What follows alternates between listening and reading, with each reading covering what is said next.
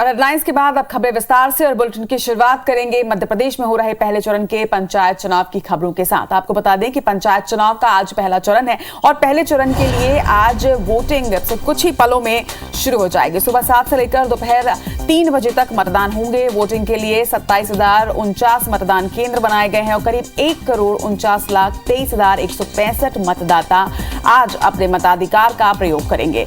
तो पंचायत चुनाव पहले चरण के आज वोटिंग होनी है। पहले चरण के लिए आज वोटिंग अब से कुछ ही पलों में शुरू होने वाली है। करीब 1,49,23,165 मतदाताओं को आज अपने मताधिकार का प्रयोग करना है। IBC 24 तमाम जनता से यह अनुरोध करता है कि आप अपने मताधिकार का प्रयोग जरूर करें और वोट डालने जरूर जाएं। तो पहले चरण के लिए आज वोटिंग की शुरुआत देखिए, खरगोन और सीहोर की 2 तस्वीरें इस वक्त आपको दिखा रहे हैं कि किस तरह से सबसे पहले मतदान करने के लिए यहां पर भीड़ अभी से उमड़ पड़ी है। खरगोन में सुरक्षा के पुख्ता इंतजाम किए गए हैं, तैयारियां पुख्ता हो चुकी हैं। लगातार इसकी तैयारियां की जा रही थी और आज अब मतदान केंद्रों में भीड़ पहुंचनी शुरू भी हो गई है। लोग अपने मत का प्रयोग यहां पर करेंगे, अपने मताधिकार का प्रयोग करेंगे। और दूसरी तस्वीर जो है वो सीहोर की आप देख रहे हैं। सीहोर में भी लोग अब पहुंचने लगे हैं। 7 बजे से लेकर 3 बजे तक आज मतदान होंगे। पहले चरण की ये चुनाव है। पंचायत चुनाव का पहला चरण आज से शुरू हो रहा है। 7 बजे से लेकर 3 बजे तक के लोग वोट डाल सकेंगे। सुरक्षा के कड़े इंतजाम खरगोन में किए गए हैं। तो वहीं सीहोर की अगर आप तस्वीर देखें तो लोग बड़ी संख्या में सुबह सुबह ही वोट डालने के लिए पहुंच रहे हैं। तो पहले चरण की वोटिंग के पल पल की अपडेट आप तक IBC 24 के माध्यम से पहुंचाएंगे। तमाम जो तस्वीरें हैं वो आप तक पहुंचाएंगे। किस तरह से कैंपेनिंग की गई, किस तरह से सुरक्षा व्यवस्थाएं की गई और किस तरह से कल मतदान दल रवाना हुआ, ये तमाम तस्वीरें हमने सबसे पहले IBC 24 में आप तक पहुंचाई और अब मतदान की सबसे पहली तस्वीर भी आप तक हम पहुंचाएंगे। तो पहले चरण के लिए मतदान शुरू हो चुके हैं और 2 तस्वीरें इस वक्त आपको दिखाएंगे। 2 सहयोगी हमारे जुड़ रहे हैं हमारे साथ, शशिकांत शर्मा और इसके साथ ही कवि छोकर हमारे साथ जुड़ रहे हैं। दोनों से समझेंगे किस तरह से आज वहां पर मतदान हो रहे हैं। शशिकांत, पहले आपका रुख करना चाहूंगी। खरगोन में बीते दिनों जिस तरह से दंगे हुए थे उसको लेकर पुख्ता इंतजाम जो है सुरक्षा के वहां पर किए गए हैं। इस वक्त आप कौन से पोलिंग बूथ पर हैं, किस तरह की तस्वीर और कितना रुझान वहां के लोगों में नजर आ रहा है? जी मैं बता दूं, ग्राम सरकार बनाने के लिए लोगों में काफी उत्साह देखने को मिल रहा है और हम खड़े हैं खरगोन जिले के सेगांव ब्लॉक के मतदान क्रमांक 38, 39 और 40 के पास में, जहां पर ये ग्राम तलकपुरा है, जहां पर ग्राम सरकार बनाने के लिए लोग सुबह से ही जो है मतदाताओं में उत्साह देखा जा रहा है। बता दें, खरगोन जिले में आज 3 जनपदों में प्रथम चरण में चुनाव हो रहा है, जिसमें सेगांव, भगवानपुरा और झिरनिया में, जहां पर करीब 3,38,000 वोटर जो है अपने 2017 उम्मीदवारों को, जिसमें पंच, सरपंच सहित जिला पंचायत सदस्यों को इसमें चुनेंगे। और यहाँ पर जो है मतदान केंद्र क्रमांक 45 में सुबह से ही यहाँ पर मतदाताओं में काफी उत्साह देखने को मिलता है। जिस प्रकार से खरगोन में दंगा हुआ था उसके बाद में पुलिस द्वारा हर जो है पहलुओं पर ध्यान दिया गया और कलेक्टर सहित SP जो है पूरे मतदान केंद्रों पर, यहाँ पर संवेदनशील मतदान केंद्र, उनका भी उन्होंने भ्रमण किया है। और आज जो है यहाँ पर ग्राम सरकार के लिए वोटिंग होने वाली है। सुबह 7 बजे से ठीक यहाँ पर जो है वोटिंग हो जाएगी और पुलिस के सुरक्षा इंतजाम किए गए हैं यहाँ पर। बिल्कुल शशिकांत, लगातार आपके माध्यम से खरगोन की तस्वीरें हम जनता तक पहुंचाते रहेंगे। साथ ही हम अपने दर्शकों से ये भी अपील करते हैं कि आप घरों से बाहर निकलें और वोट जरूर डालें। इस वक्त हमारे साथ कवि भी है। कवि, अगर सीहोर की हम बात करते हैं तो आपके पीछे जिस तरह की भीड़ में देख पा रही हूँ, इससे समझा जा सकता है कि 7 बजे के पहले ही लोग यहाँ पर आने शुरू हो चुके हैं और उनमें कितना ज्यादा उत्साह है आज वोटिंग को लेकर। देखिए, लगातार यहाँ पे देखा जा रहा है कि लोगों में भारी उत्साह देखा जा रहा है। सुबह 6 बजे से यहाँ पर लोग और महिलाएं जो हैं, काफी लंबी लाइनें देखी जा रही हैं। लोगों में उत्साह है वोट डालने के लिए और लगातार जो है यहाँ भीड़ ग्राम भिजोरी में लगातार लोगों की आती देखे जा रहे हैं और लोग बढ़ चढ़ के यहाँ पर हिस्सा ले रहे हैं और बढ़ चढ़ के चाह रहे हैं कि वोटिंग यहाँ पे ज्यादा से ज्यादा हो, इसलिए लोग सुबह से ही लाइन में आकर यहाँ पे लगे हुए हैं। जी बिल्कुल कवि, अगर आप किसी से बात कर पाएं, क्योंकि लोग बहुत ज्यादा वहां पर नजर आ रहे हैं और ये बहुत ही खूबसूरत तस्वीर है, क्योंकि लोग जब अपने मताधिकार का प्रयोग करने बाहर निकलते हैं यानी कि वो जागरूक है और इतनी सवेरे इतनी भीड़, ये बहुत ही अच्छी तस्वीर। हमारे साथ कुछ लोग मौजूद हैं, इनसे जानने की कोशिश करते हैं, बात करते हैं क्या दिखता है। अरे आपका नाम क्या है? मौसमी है। आप सुबह से कब से लाइन में लगे हुए हैं? आधी घंटा हो गई। आपको कितनी खुशी हो रही है, कितना उत्साह है वोट डालने के लिए? बहुत खुशी हो रही है। बहुत खुशी हो रही है। देखिए, जिस तरीके की हमारे साथ कुछ मतदाता हैं बोल रहे हैं कि सुबह से 6 बजे से लाइन में लगे हुए और उनको बहुत उत्साह है वोट डालने के लिए और वो लगातार लाइन में लग के अपनी बारी का इंतजार कर रहे हैं। बिल्कुल कवि, लगातार सीहोर की भी तस्वीरें हम अपने दर्शकों तक पहुंचाते रहेंगे, लेकिन यहाँ पर खरगोन से हमारे साथ लगातार शशिकांत जुड़े हुए हैं। शशिकांत, अगर मैं समय देखूं अब 7 बज चुके हैं, क्या वहां पर वोटिंग शुरू हो चुकी है? किस तरह की तस्वीरें अब आप देख पा रहे हैं?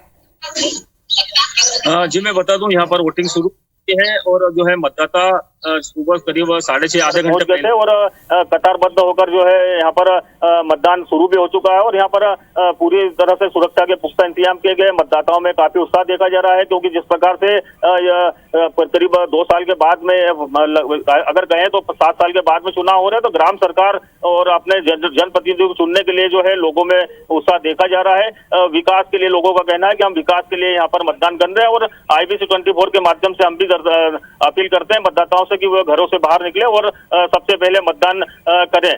बता दें कि यहाँ पर खरगोन जिले में 3 जनपदों में 582 मतदान केंद्र बनाए गए हैं। वहाँ पर 2017 उम्मीदवार, जिसमें पंच, सरपंच, जनपद सदस्य सहित जिला पंचायत सदस्यों को आज जो है प्रथम चरण में अपने 3,38,000 मतदाता अपने जनप्रतिनिधियों को चुनेंगे।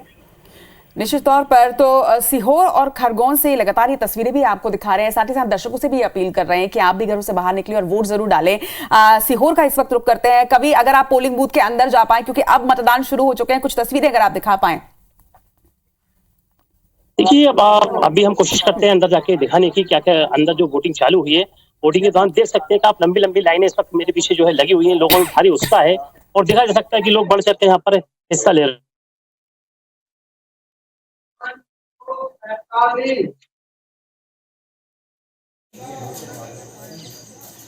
देखा जा रहा है कि यहाँ पर लोगों की भीड़ है, महिलाएं भी बढ़ चढ़ के यहाँ पर हिस्सा ले रही हैं और काफी लोग जो है मतदान के लिए सुबह 6 बजे से लाइन में लगे हुए हैं। लगातार लोगों की भीड़ बढ़ती जा रही है और लगातार लोग अपने प्रत्याशी को चुनने के लिए, वोटिंग करने के लिए यहाँ पर लाइन में लगे हुए हैं। यहाँ पर 3 प्रत्याशी हैं जो लगातार आपस में उनका टकराव है। यहाँ पर कहीं ना कहीं देखा जा सकता है कि भारी मात्रा में लोग जो है इकट्ठे हो रहे हैं। चुनाव को लेकर भारी उत्साह है लोगों के अंदर। जी बिल्कुल शशिकांत, आपसे ये जरूर समझना चाहेंगे कि क्योंकि अब देश भर के साथ ही मध्य प्रदेश में भी कोरोना के जो केसेस हैं वो बढ़ते जा रहे हैं, क्या कोरोना को देखते हुए भी कुछ इंतजाम वहां पर किए गए हैं? जी मैं बता दूं, कोरोना को देखते हुए जिला प्रशासन और निर्वाचन आयोग द्वारा भी इसमें गाइडलाइन तैयार की गई है और इसके यहाँ पर जो है हर मतदान केंद्रों पर सैनिटाइजर का उपयोग किया गया। हालांकि जो है जिला प्रशासन और निर्वाचन आयोग का निर्देश है कि इसमें मास्क भी लगाएं, लेकिन जो है ग्रामीण क्षेत्रों में स्थितियां नहीं देखने को मिल रही है, जिसके कारण लोग जो है उत्साह तो उनको बरकरार है, लेकिन यहाँ पर जो है सैनिटाइज और अन्य व्यवस्थाएं यहाँ पर की गई है मतदान केंद्रों के अंदर भी। जी चलिए शशिकांत और कवि, आप दोनों का ही बहुत बहुत शुक्रिया इस तमाम तस्वीर को और तमाम अपडेट्स हम तक पहुंचाने के लिए। लगातार आप दोनों से ही अपडेट्स लेते रहेंगे, लेकिन इस वक्त शुक्रिया आप दोनों का।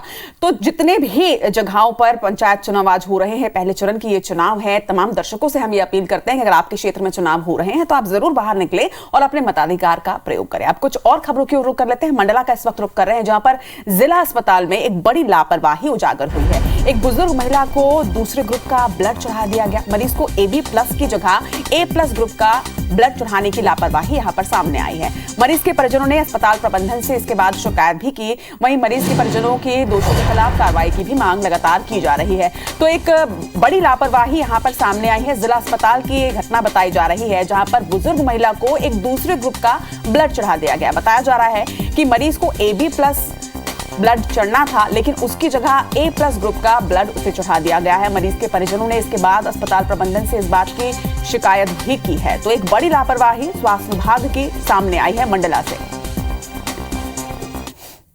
हाँ, दूसरा ब्लड चढ़ा दिए थे। हमको पता ही नहीं था कि इसको दूसरा ब्लड दे दिए हैं करके। वो चढ़ने के बाद में फिर जब कल हमारे यहाँ भतीजा गया शुभम पुलिस, तब वहाँ जाके पता चला। कोई सर वहाँ आए देखे तो वो देखे तो बोलते अरे बोले इनका ब्लड ग्रुप तो दूसरा है, दूसरा चढ़ गया करके। वो तो अपना टाल मटोल कर रहे हैं, अपना वो गलती मान ही नहीं रहे हैं। वो तो बोले कि गलती अपना नहीं मान रहे हैं करके। भाई अपना गलती भी तो माने। और इस खबर पर ज्यादा जानकारी के साथ हमारे सहयोगी चंद्रेश इस वक्त हमारे साथ जुड़ रहे हैं। चंद्रेश, स्वास्थ्य विभाग की एक बड़ी लापरवाही और इतनी बड़ी लापरवाही कि किसी की जान खतरे में भी जा सकती है। सबसे पहले तो आपसे बुजुर्ग महिला की स्थिति के बारे में जानना चाहेंगे, क्योंकि एक दूसरे ब्लड ग्रुप को अगर चढ़ा दिया गया है तो उनकी स्थिति इस वक्त कैसी है? जी हाँ, बिल्कुल आपको बता देंगे। लापरवाही और अव्यवस्थाओं के लिए विख्यात जिला अस्पताल में आज फिर एक बड़ी लापरवाही सामने आई, और लापरवाही भी ऐसी कि जो जानलेवा हो सकती थी। एक वृद्ध महिला 65 साल की महिला, जिसे सनकोही ग्राम सनकोही की थी, जिसे फ्रैक्चर के चलते अस्पताल में भर्ती कराया गया था और जिसे ब्लड भी कम था, जिसको ब्लड की आवश्यकता थी, जिसके चलते इसका महिला का ब्लड ग्रुप AB पॉजिटिव था और ब्लड बैंक की लापरवाही से उसे A पॉजिटिव ग्रुप चढ़ा दिया गया। जैसे ही परिजनों को पता चला, उन्होंने हंगामा शुरू किया, बात कलेक्टर तक पहुंची, कलेक्टर को शिकायत की गई, कलेक्टर ने जांच कमेटी के लिए सिविल सर्जन को बोला। यहाँ तक कि सिविल सर्जन जब हमने बात करना चाहिए तो कैमरे के सामने बात करने से कतराते रहे सिविल सर्जन। परिजनों ने काफी हंगामा मचाया। सिविल सर्जन का ये कहना ऑफ द कैमरा कि हमने अपनी कमेटी बिठा दी है और जैसे ही जांच कमेटी का जो रिजल्ट आएगा उसके बाद लापरवाहों पे हम कार्रवाई करेंगे, जो भी दोषी होंगे जिन्हें लापरवाही की उस पर कार्रवाई करेंगे। फिलहाल महिला की हालत अभी ठीक है और ये ऐसा मामला मंडला जिले का कोई पहला मामला नहीं, इसके पहले भी लापरवाही की वजह से एक गर्भवती महिला के बच्चे ही जान गई थी और लगातार मंडला जिले में स्वास्थ्य व्यवस्थाओं की लापरवाही मतलब चरम सीमा पर है। निश्चित तौर पर कहा जा सकता है कि एक बड़ी लापरवाही है। चंदेश इस पूरी खबर पर नजर बनाकर रखिएगा, क्योंकि स्वास्थ्य विभाग न सिर्फ बड़ी लापरवाही कर रहा है बल्कि किसी की जान के साथ खिलवाड़ भी की जा रही है। तमाम बातचीत के लिए आपका बहुत बहुत शुक्रिया चंद्रेश। और खबर छत्तीसगढ़ के जांजगीर की, जहां पर हत्या करके तालाब में युवती की लाश को फेंक दिया गया। 2 बड़े पत्थरों से बंधी हुई एक युवती की लाश बरामद की गई है। बताया जा रहा है कि युवती 3 दिनों से लापता थी और अब तालाब में उसकी लाश मिली है। जांजगीर जिले के बिर्रा इलाके की ये घटना बताई जा रही है। लाश कब्जे में लेकर फिलहाल पुलिस ने मामले की जांच शुरू कर दी है। खबर पर ज्यादा जानकारी के साथ हमारे सहयोगी राजकुमार साहू इस वक्त जुड़ रहे हैं। राजकुमार, जिस तरह से ये लाश बरामद की गई है, साफ तौर पर समझा जा सकता है कि हत्या का ही मामला है। क्या पुलिस के पास कुछ पे इनपुट है या कोई सुराग हाथ लगा है? देखिए रचना, मैं आपको बता दूं कि ये बिर्रा थाना क्षेत्र के तारलेवरी गांव का मामला है और 21 जून को ये युवती है 21 साल की सुमन यादव, ये लापता हुई थी। अपने घर में खाना खा करके सोई थी और फिर अचानक देर रात परिजन ने देखा तो वो लापता थी और उसके बाद से कल देर रात ये युवती की लाश तालाब में मिली है गांव में। और इसके बाद से जो युवती की लाश के साथ 2 बड़े पत्थर सांप से बंधे मिले हैं, जिससे साफ तौर पे ये माना जा रहा है कि मामला हत्या का है। और इसके बाद से जो पुलिस ने मौके पर जाकर के तालाब से शव को बाहर निकाला है और आज अभी युवती का जो शव का पोस्टमार्टम होगा और इसके बाद से पुलिस ये खुलासा करेगी कि आखिर युवती की हत्या किस तरह से की गई है। और फिलहाल परिवार के लोग सदमे में है, क्योंकि जिस तरह से युवती 3 दिनों से लापता थी, उसके बाद से जिन परिस्थितियों में युवती की लाश मिली है उसके बाद से इस मामले को लेकर के फिलहाल पुलिस जांच कर रही है और मामला स्पष्ट है कि हत्या का मामला है, लेकिन तमाम बिंदुओं पर पुलिस जांच कर रही है और इसमें अभी एफएसएल की टीम और डॉग स्क्वाड की टीम भी पहुंची है। तो फिलहाल अलग अलग बिंदुओं पर पुलिस जांच कर रही है। ठीक है, चलिए, तमाम जानकारी के लिए आपका बहुत बहुत शुक्रिया राजकुमार। खबर पर नजर बनाकर रखिएगा। इधर रायगढ़ को स्वच्छ रखने वाली स्वच्छता दीदियों के वेतन भुगतान में दिक्कतें आ रही है। निगम ने डोर टू डोर कचरा कलेक्शन के लिए 350 स्वच्छता दीदियों की नियुक्ति तो की। कचरा कलेक्शन के एवज में उपभोक्ताओं से यूजर चार्ज लेने का फैसला भी लिया गया, मगर 36,000 घरों में से केवल 40% घर ही यूजर चार्ज को जमा कर रहे हैं और ऐसे में निगम को वेतन देने में दिक्कतों का सामना करना पड़ रहा है। यूजर चार्ज नहीं मिलने पर नगर निगम बीते 2 साल से डीएमएफ मद से वेतन भुगतान करता रहा, मगर अब डीएमएफ मद से जिला प्रशासन ने हाथ खींच लिए हैं। ऐसे में भाजपा का यह कहना है कि निगम किसी भी काम को योजनाबद्ध तरीके से नहीं कर रहा, जिसकी वजह से दिक्कतें आ रही हैं। इधर मामले में मेयर का यह कहना है कि यूजर चार्ज वसूलने के लिए समिति का गठन किया गया है। लोगों को समझाकर जल्द यूजर चार्ज लिया जाएगा। फिलहाल निगम के पास पर्याप्त फंड नहीं है। शुरू से ही किसी भी अच्छे से अच्छे कार्य को ये योजनाबद्ध तरीके से नहीं करते हैं और बाद में उसका एक कुरूप रूप सामने आता है और ये हमेशा असफल होते आए हैं। आज स्थिति ये बन गई है कि ये सैलरी नहीं दे पा रहे हैं, तो बताइए कितनी समस्याएं हैं लोगों को जब सैलरी नहीं मिलती है। हाँ, ऐप है उसको जैसे फाइल करने से चेक करने से ना थोड़ा सा दिक्कत हो रही है, इसीलिए 15 तारीख तक उनका पेमेंट जाता है और साथ में हमारे जो कबाड़ का भी बेचते हैं उसका भी हर महीने डाला जाता है उन लोग के खाते में। भुगतान में कोई दिक्कत नहीं हो रही है, जो निष्ठा ऐप चल रहा है उसके कारण उनसे थोड़ा सा लेट हो रही है।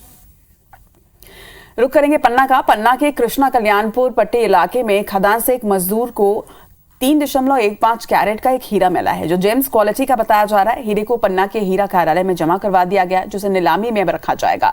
12% रॉयल्टी काटकर शेष हीरे की राशि मजदूर को दे दी जाएगी। बता दें कि हीरे की अनुमानित कीमत लगभग 7 लाख रुपए बताई जा रही है।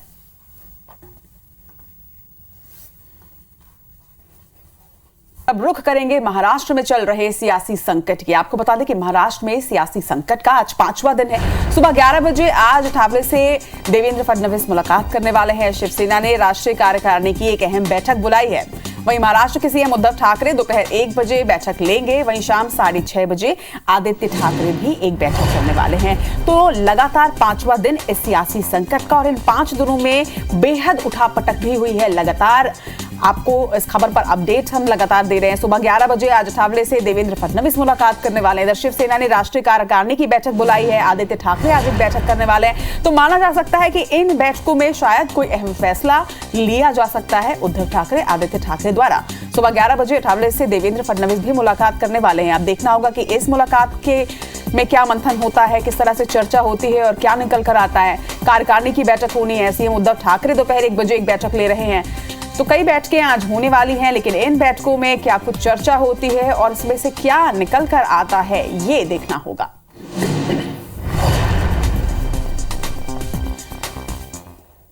तो पंचायत चुनाव पर भी हमारी नजर है, लेकिन अब बात निकाय चुनाव की। मध्य प्रदेश में निकाय चुनाव के लिए प्रचार अभियान लगातार जारी है। छिंदवाड़ा और इटारसी के दौरे पर आज सीएम शिवराज सिंह चौहान रहने वाले हैं। महापौर प्रत्याशी के समर्थन में आज वो जनसभा करेंगे। जनसभा को संबोधित कर जनता का आशीर्वाद लेंगे। तो लगातार कैंपेनिंग सीएम शिवराज सिंह चौहान खुद प्रत्याशियों के लिए कर रहे हैं और निकाय चुनाव के लिए प्रचार अभियान लगातार जारी है। छिंदवाड़ा और इटारसी में आज कैंपेनिंग चलेगी। दोनों ही जगहों में आज सीएम शिवराज सिंह चौहान पहुंचेंगे।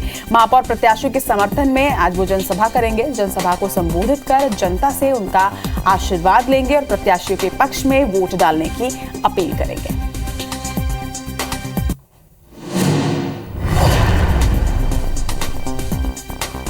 तो आज भी सीएम शिवराज सिंह चौहान जनसभा करेंगे। छिंदवाड़ा और इटारसी के दौरे पर आज वो रहने वाले हैं और इस दौरान जनसभा को संबोधित भी करेंगे, जनता से संवाद भी करेंगे और जनता से आशीर्वाद लेंगे। तो निकाय चुनाव की जंग धीरे धीरे तेज होती जा रही है। प्रचार अभियान तेज हो चुका है। तमाम पार्टियां जुटी हुई हैं और सीएम शिवराज सिंह चौहान ने खुद ये जिम्मेदारी उठाई हुई है। महापौर प्रत्याशी के समर्थन में लगातार वो जनसभा कर रहे हैं, रोड शो कर रहे हैं और आज भी वो छिंदवाड़ा और इटारसी के दौरे पर रहने वाले हैं और जनता का आशीर्वाद लेकर जनता के बीच भी पहुंचेंगे।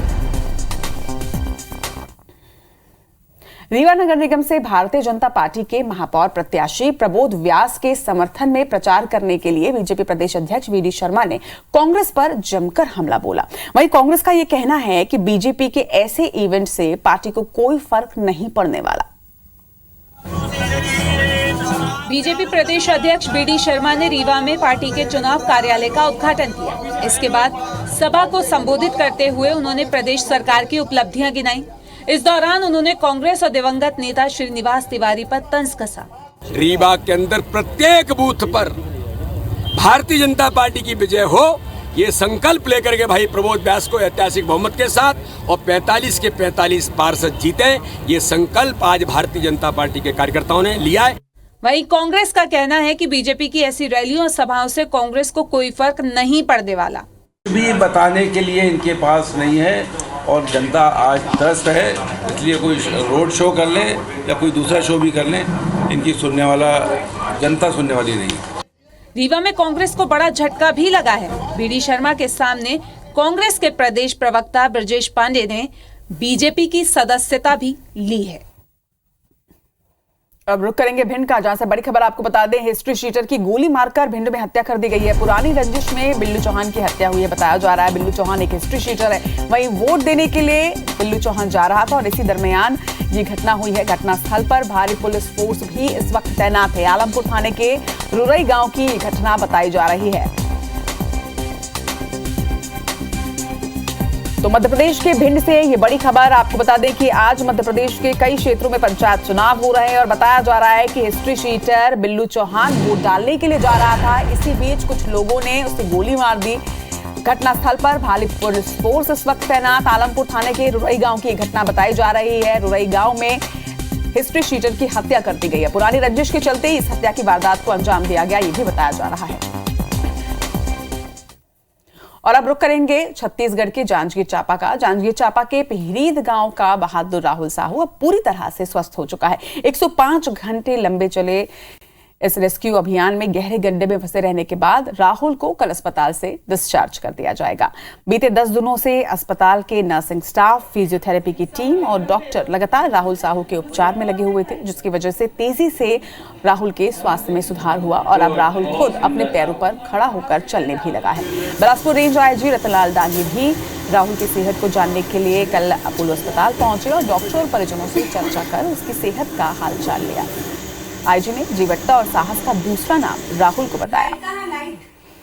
राहुल बिल्कुल स्वस्थ है और कल सुबह रेडी है डिस्चार्ज के लिए। इंजेक्शंस बंद हो गए हैं 3 दिन होते हुए और ओरल दवाइयों पे है, उसमें भी उसको बुखार वगैरह नहीं आ रहा है, अच्छे से खाना वाना खा रहा है और चलना भी अच्छे से स्टेबल तरीके से चल रहा है। साहस की तो कोई तुलना नहीं है। मैं तो सब लोगों से बात करता हूँ तो कहता हूँ कि आपको यदि जीवटता का उदाहरण देखना है तो उसका दूसरा नाम राहुल।